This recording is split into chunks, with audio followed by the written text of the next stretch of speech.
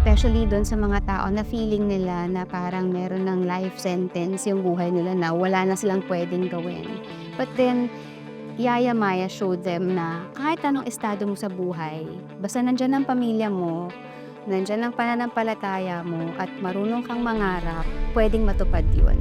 The challenge with Maya is she's always perky, she's always happy, she's always unfazed with the so many things na nangyayari sa kanya. But then Jodie as an actor, I was going through a difficult period in my life. The person portraying this perky character is like, breaking into pieces. Hi everyone, I am Jodie Santa Maria and this is Rolling Stone Philippines Greatest Hits.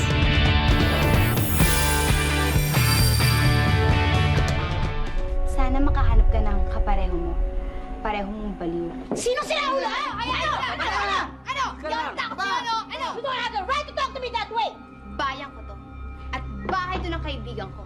When I did Tabing Ilog, it was back in the late 90s. It was actually the first regular show that I had with ABS-CBN.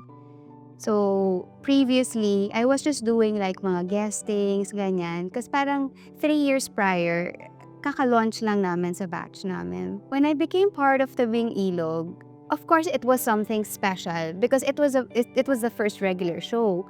But then, I really didn't realize na, you'll be sending out a message to the teenagers na nanonood ng Tabing Ilog or even their parents.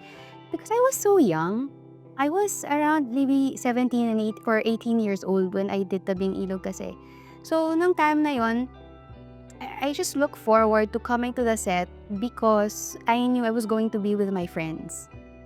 And dahil ang layo ng shoot namin, nasa Pagsanhan, Laguna. And it's not every day na makakagawa ka ng taping or makakapag-shoot ka out of town. Parang big deal yun. You just feel so far away and so disconnected. And during this time, walang social media. All we had was parang cellphones. Hindi pa nga siya smartphones yung panahon na yon, and I didn't have one. So, we just felt so isolated and yung grupo na yun became friends. Kasi 4 years kaming magkakasama. Personally, wala akong naisip na, okay, later on, ito yung mangyayari sa amin. Ito yung tatahakin ng mga careers namin. During that time, masaya lang ako to be with my friends every single week.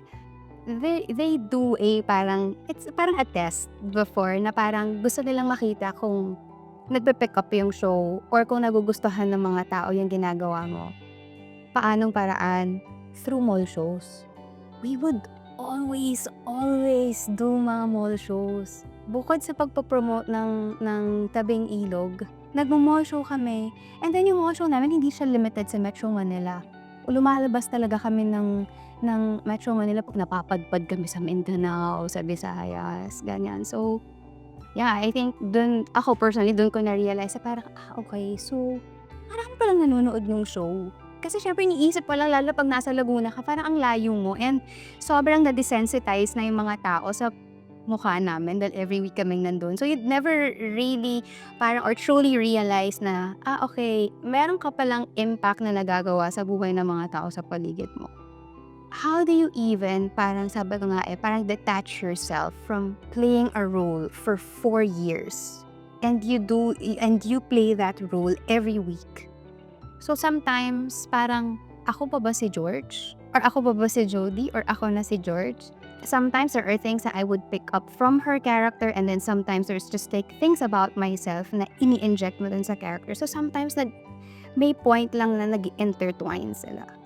Hindi na kami tinatawag sa names namin Parang tinatawag na kami doon sa character name namin. George or Rovic, Eds, ganyan. So, yan yung tinatawag nila. And then, you know what? 20 years later, may lalapit sa'yo na sobra kaming nanonood ng Tabing Ilog. And I'm like, oh my gosh, kaidaran ko to for sure. And they sometimes thank you kasi merong naging impact sa kanila yung palabas, yung programa. And I think that's something that I am grateful for.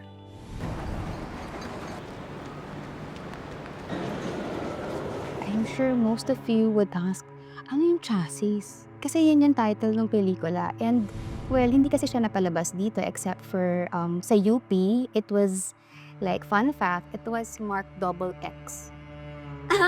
So parang feeling ko yun din yung pinaka-rebellious na role na ginawa ko sa mga kung ano-ano ginawa ko dun sa pelikula na yun. But then, that chassis is actually a socially conscious drama. So yes, it did tackle about yung poverty and what really happens sa ports ng Manila and story ng mga ilang kababayan natin na coming from the province, ibebenta nila lahat.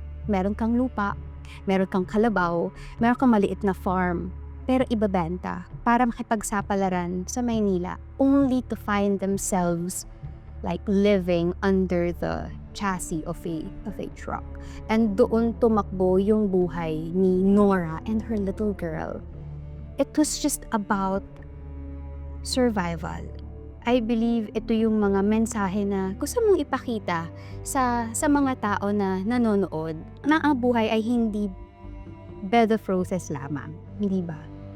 May isang mukha sa sosyedad natin na nakaka-experience sa mga gantong klaseng bagay. So, it was, I think we only shot it for like 3 days, if I'm not mistaken, the whole film. And we shot it chronologically. Ganon yung nangyari. At ang alam ko lang is ang baho-baho ko nung time na yon, kasi hindi ko ma-remember kung umuwi pa ba ako or I just like kind of like stayed sa tent. So yun, pinaka-rebellious din na ginawa ko because the role required something from me na I believe was shocking, na hindi mo iisipin na gagawin ng, sabihin natin, ng isang actor na nagpe-play sa television. Kasi this was 2008. 'Di ba? Parang mapusok yung mga tema ng ating mga independent films noon. And then if you are like an actress or an actor na nasa mainstream, you don't do things that would require you to sort of like break away from your image because it's going to affect a lot of things, 'di ba? Your endorsements, ganyan.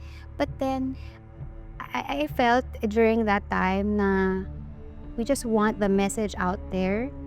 It's just so unfortunate na hindi siya napalabas dito. But then it gave me the experience of going to Busan for the International Film Festival, and doon I believe na na-appreciate ng mga attendees yung chassis. So yeah, it was a wonderful experience doing that. I guess parang yun yung pinaka-rebellious din na nagawa ko. There was a point in your life kasi, in my life as an actor, na parang you're just looking for something that would like require more. 'Di ba? Na parang mas may gusto kang gawin, mas meron kang mapapakita. 'Di ba? Na, kasi before, hindi naman ako masyadong gumagawa ng mga films. Yung mga serye na ginagawa ko, parang formulaic siya. So, naghahanap lang ako ng something na magbe-break, na parang I just wanted something like to kind of like feed my soul as an actor. And habang kausap ko yung director ko, si Adolf, yun nga, parang he kind of like helped me rin na maging mas aware of what's going on and convinced me na, okay, we have to put this message out there. I mean, during that time, people would ask me, bakit mo ginawa yun? Yung, bakit naman hindi? Kasi parang unheard of yung mga bagay na, or hindi man unheard of, pero hindi siya popular, hindi siya common. Yung mga, paminsan yung mga tema, or paminsan even yung mga eksena na ipapagawa sa'yo. So I guess that also explains why it got, a parang double X mark from not only the MTRCB, pero inakit pa namin yun, I remember, sa office ng president. But then, it was still marked X because sinasabi nila na kailangan yung tanggalin tong scene na to. I mean, we're all adults here. Yung character ni Nora, she had to cut the penis of the truck driver. So that was the scene na parang pinapatanggal nila. But then, hindi pwede. Mawawala yung essence nung pelikula, nung pinaglalaban ng character. Naman sa kung tatanggalin niyo yun, parang I think hindi nila nakita yung yung konteksto kung bakit kailangan yung scene. Nakita lang nila yung scene na yun parang napaka-superficial lang ng value ng scene na yun for them.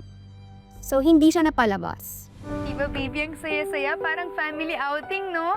Hindi ka na malulungkot sa school nito. If I'm going to be completely honest with you, I was actually waiting for a project na gusto kong gawin because I have not starred in a primetime serye. So, may iniintay ako but then meron silang iniintay na actress. And I'm like, my gosh, kailangan ko magtrabaho. And then they offered Be Careful With My Heart. Pero nung time na yun, it was, ang working title niya was Anya. They explained na ito yung role na gagawin mo. Her name is Anya, da-da-da-da-da-da. So, well, basically kung ano naman yung role ni Maya is, yun pa rin naman. May mga tweaks lang silang ginawa. Pero gusto ko talaga gawin yung primetime serye.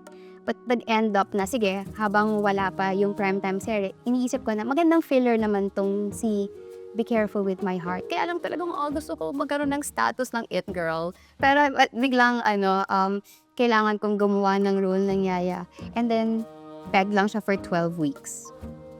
So they really wanted to know lang kung merong audience sa time slot na yon. On the second week of airing, like, again, no show. So, doon nila tinatest kung nag-work ang proyekto or hindi. So, it was working. And I think isa sa parameter nila kung kinakapitan yung character is kung tatawagin ka by your character name and not as, yourself as an actor. So, I guess, yun yung reason kung ba't ko siya ginawa. But then later on, nakita ko lang din talaga na napaka-aspirational ng Be Careful With My Heart and nagbigay siya ng hope sa maraming mga Pilipino, especially dun sa mga tao na feeling nila na parang meron ng life sentence yung buhay nila na wala na silang pwedeng gawin. But then, Yaya Maya showed them na kahit anong estado mo sa buhay, basta nandyan ang pamilya mo, nandyan ang pananampalataya mo at marunong kang mangarap, pwedeng matupad yun. You know what? I think we have it all in us. Yung when you really want something, you go for it. Diba? No matter what it takes. Especially if yung motivation mo is your family. I mean, us Filipinos, we're very family-oriented eh. We're so family-centric na halos lahat ng ginagawa natin, kapag nagtanong ka for example, ng isang tao, bakit mo to ginagawa? Para kanino mo to ginagawa? Ang lagi mong makukuhang sagot, kasi para sa pamilya ko. Or for, let's say, yung mga tao sa industry ko, pag nagsa-start sila, kasi gusto kong matulungan yung pamilya ko. So it's always about the family. And I think nakatulong yon in tapping into the character of Maya. And some people would say na parang hindi mo naman kailangang i-act out si Maya or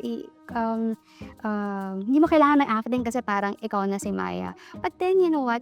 The challenge with Maya is she's always perky. She's always happy na parang wala siyang, kumbaga, she's always unfazed with the so many things na nangyayari sa kanya. But then, Jody, as an actor, I was going through a difficult period in my life.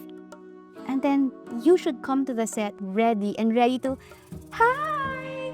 And be happy all the time and be positive all the time when, deep inside, na the person is, like, breaking. The person portraying this perky character is, like, parang breaking into pieces. So, that's a challenge. Kala mo lang madali eh. Pero, it was also physically taxing for everyone. Because, like I told you, it was not expected na tatagal si Be Careful With My Heart ng 2.5 years because nakapeg lang siya for 12 weeks. So, can you just imagine how much parang we had to, especially the creative team, na kailangan nilang stretch yung show, yung story. And hindi pa uso yung nagbabangko ka ng episodes nun. So, it was like hand to mouth every day. Kasi we were working every day. And sometimes we get called sa set ng 2 a.m. because for airing kami ng morning then because our time's at umaga.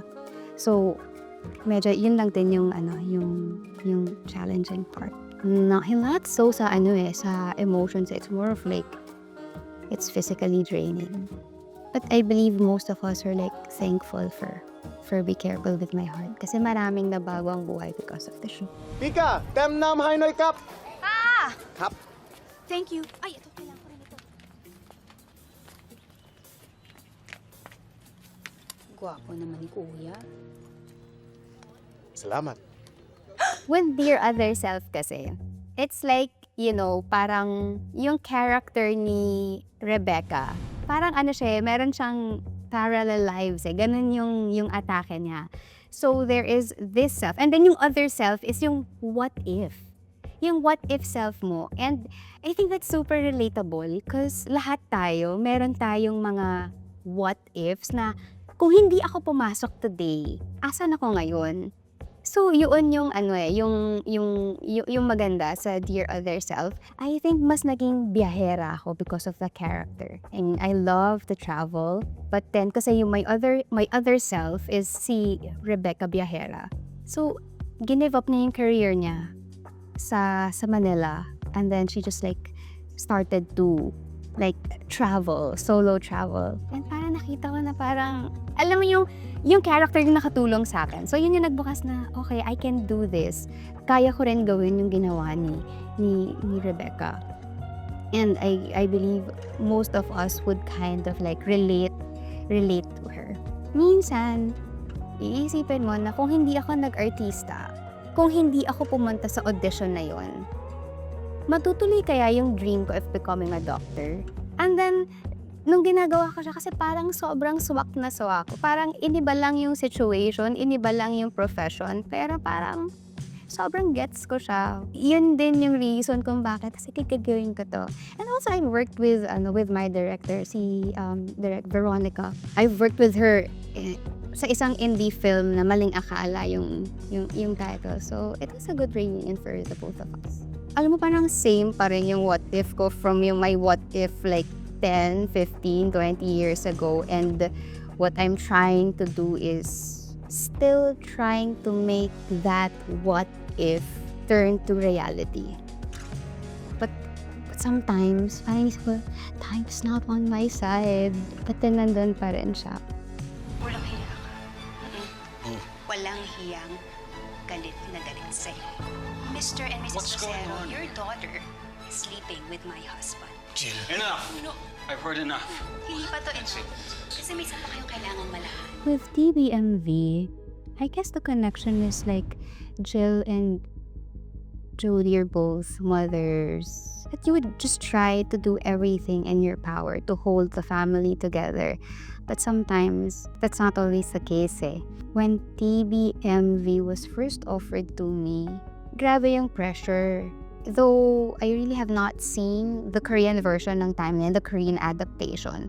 So they made me watch it, both the Korean adaptation and the original, yung Dr. Foster from BBC. Sabi ko, my gosh, ang hirap. Ang complex ng character kasi napaka-unconventional ng mga choices na ginagawa niya. Na parang she just stays silent when you expect her to be enraged. Alam mo yung laging parang counterintuitive yung ginagawa ni Dr. Jill Illustre. And she's just like so calculated, so restrained with her actions and with her decisions na parang ang hirap kasi ang sakit niya sa loob. Like I would always tell people na, you know what, it's so parang it's easier to just like shout na parang let it all out, charot, song na pala yun. So just to let it all out than to kind of like keep it all in. So ang hirap niya, parang lagi, ang sakit na ulo ko dito. When we were taping, parang I would always like experience yung, tama ba? Mali ba? And then parang I'd self-sabotage na parang, no, there are like 1,001 ways to do the scene. Did I do it right? Or dapat ganito ko ginawa? Hanggang sa makauwi ako sa hotel room. Kasi we were locked in sa Baguio for a month and a half when we were doing the Broken Marriage Vow. And every single night, yun yung ordeal ko. Na kino-convince ko yung sarili ko, we did well today, Jodie, it's okay.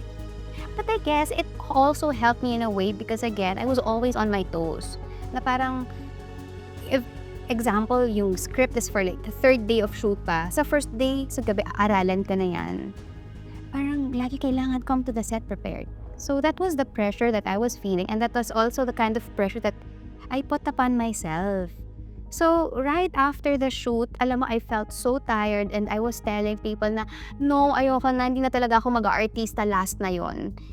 Na parang I feel like wala na akong kayang ibigay after this.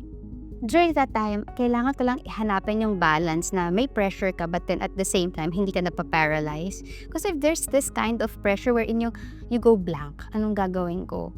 But then there's this parang certain level of pressure na kind of like pushes you. So that's what I have to deal with also.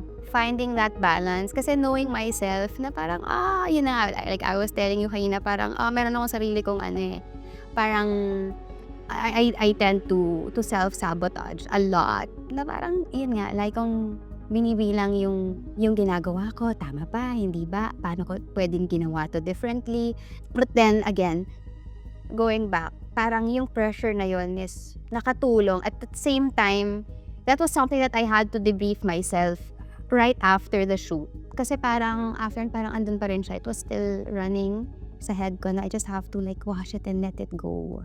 I think for the longest time, yung mga kababaihan na nalagay tayo sa isang box. There is like a socially accepted role na ginawa ang society sa atin na kapag babae ka, dapat nasa bahay ka, dapat nag-aalaga ka.